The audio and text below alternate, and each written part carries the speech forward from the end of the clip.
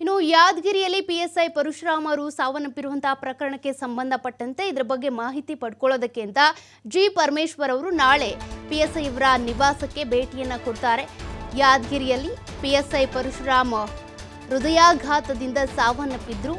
ಅವರು ಒತ್ತಡಕ್ಕೊಳಗಾಗಿದ್ರು ಅನ್ನುವಂತಹ ಗಂಭೀರ ಆರೋಪ ಕೂಡ ಚೆನ್ನಾರೆಡ್ಡಿ ಹಾಗೂ ಅವರ ಮಗನ ಮೇಲಿರುವಂಥದ್ದು. ಲಂಚ ಕೇಳಿದ್ರು ಅಂತ. ಹಾಗಾಗಿ ಇದಕ್ಕೆ ಸಂಬಂಧಪಟ್ಟಂತೆ ಮಾಹಿತಿ ಕಲೆ ಹಾಕೋದಕ್ಕೆ ನಾಳೆ ಜಿ ಪರಮೇಶ್ವರ್ ಅವರು ಕೊಪ್ಪಳದ ಸೋಮನಾಳಕ್ಕೆ ಭೇಟಿ ಕೊಡ್ತಾರೆ.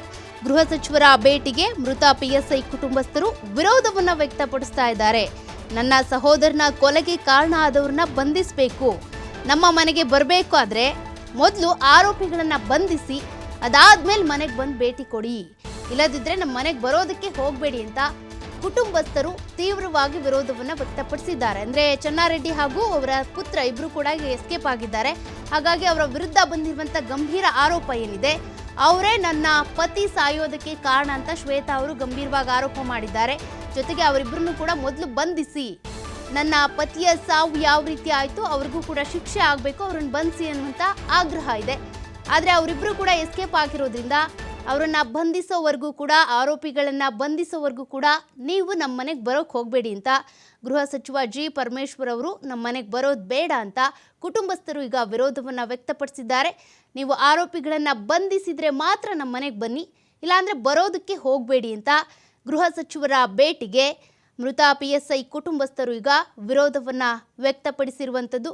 ಪರಶುರಾಮ್ ಅವರು ಸಾವನ್ನಪ್ಪಿದಂತಹ ಪ್ರಕರಣಕ್ಕೆ ಸಂಬಂಧಪಟ್ಟಂತೆ ಮಾಹಿತಿ ಕಲೆ ಹಾಕೋದಕ್ಕೆ ಅಥವಾ ಸಂಬಂಧಿಕರು ಅಂದರೆ ಕುಟುಂಬಸ್ಥರನ್ನ ಭೇಟಿ ಮಾಡಿ ಅವರಿಗೆ ಸಾಂತ್ವನ ಹೇಳಬೇಕು ಅಂತ ಗೃಹ ಸಚಿವ ಜಿ ಪರಮೇಶ್ವರ್ ಅವರು ನಾಳೆ ಪಿಎಸ್ಐ ಮನೆಗೆ ಹೋಗಬೇಕು ಅಂತ ಅಂದ್ಕೊಂಡಿದ್ರು. ಕೊಪ್ಪಳದ ಸೋಮನಾಳಕ್ಕೆ ಭೇಟಿ ಕೊಡಬೇಕು ಅಂತ ಪ್ಲಾನ್ ಮಾಡ್ಕೊಂಡಿದ್ರು. ಆದರೆ ಅದಕ್ಕೆ ಈಗ ತೀವ್ರ ವಿರೋಧ ವ್ಯಕ್ತ ಆಗಿದೆ. ನಮ್ಮ ಸೋದರನಾಗಿರ್ತಕ್ಕಂಥ ಪರಶುರಾಮ್ ಅವರು ಪ್ರಾಣ ಕಳೆದುಕೊಂಡು 5 ದಿವಸ ಆಗಿದೆ. ಇವತ್ತು ನಾವು 5 ದಿನದ ಕಾರ್ಯಕ್ರಮವನ್ನು ಮುಗಿಸ್ಕೊಂಡು ನಮ್ಮ ಒಂದು ಆಕ್ರಂದನದಲ್ಲಿ ನಾವು ಮುಳುಗಿದ್ದೀವಿ.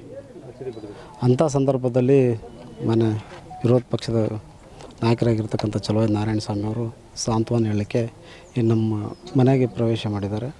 ಅವ್ರಿಗೆ ಧನ್ಯವಾದವನ್ನು ಸಲ್ಲಿಸ್ತೀನಿ.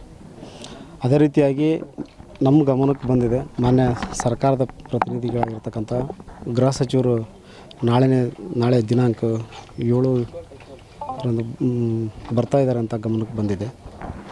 ನಾನು ಅವ್ರಿಗೆ ಬರೋದಕ್ಕೆ ವಿರೋಧ ಇಲ್ಲ, ಆದರೆ ಅವರು ಬರೋಕ್ಕಿಂತ ಪೂರ್ವದಲ್ಲಿ ಮೊದಲು ಆ ಪ್ರಕರಣದಲ್ಲಿ ಏನು ಭಾಗಿಯಾಗಿದ್ದಾರೆ ಆ ತಂದೆ ಮತ್ತು ಮಗನನ್ನು ಫಸ್ಟು ಜೇಸಿ ಮಾಡಿಸಿ ಪ್ರಕರಣ ಅವ್ರನ್ನ ಜೈಲಿಗೆ ಹಾಕಿ ಆಮೇಲೆ ನಮ್ಮ ಮನೆಗೆ ಬರಲಿಕ್ಕೆ ನಾನು ಅವ್ರಿಗೆ ಸ್ವಾಗತ ಮಾಡ್ತೇನೆ. ಬಂದರೆ ಏನು ಮಾಡ್ತೀನಿ, ನಾಳೆ ಬರ್ತಾರೆ ಅವ್ರು ಹೆಂಗಾದರು? ಅಲ್ಲ, ಬಂದರೆ ನಾವು ಅದನ್ನು ಖಂಡಿಸ್ತೀವಿ ಅಂತ. ಅವ್ರ ಜೊತೆಗೆ ಅಲ್ಲ, ಮಾತಾಡೋದಕ್ಕಿಂತ ಖಂಡಿಸ್ತೀವಿ ನಾವು. ಈಗ ಅವ್ರ ಸರ್ಕಾರದ ಪ್ರತಿನಿಧಿ ಒಬ್ಬರು. ಹಾಗಾಗಿ ಆ ಸೋದರನ ಈಗೇನು ಪ್ರಕರಣ ಆಗಿದೆ ಅದರಲ್ಲಿ ಇರ್ತಕ್ಕಂಥ ಅವ್ರ ಸರ್ಕಾರದ ಒಂದು ಭಾಗ ಆಗಿರೋದ್ರಿಂದ ನಾವು ಅವ್ರಿಗೆ ಪ್ರತಿರೋಧ ಅಲ್ಲ, ಅದನ್ನು ಖಂಡಿಸ್ತೀವಿ. ಫಸ್ಟು ಅವ್ರನ್ನ ಬಂಧಿಸಿ ಆದೇಶ ಮಾಡಲಿ, ಕಾಲಿಡ್ಬೇಕಂತೇಳಿ ನಾನು ಈ ಮೂಲಕ ನಾನು ಆಗ್ರಹಿಸ್ತೀನಿ ಅವ್ರಿಗೆ.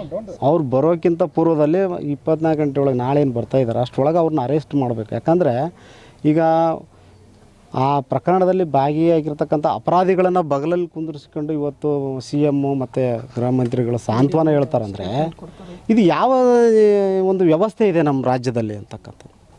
ಈಗ ಹತ್ಯೆಗೊಳಗಾಗಿರ್ತಕ್ಕಂಥ ಕುಟುಂಬಕ್ಕೆ ಅವರು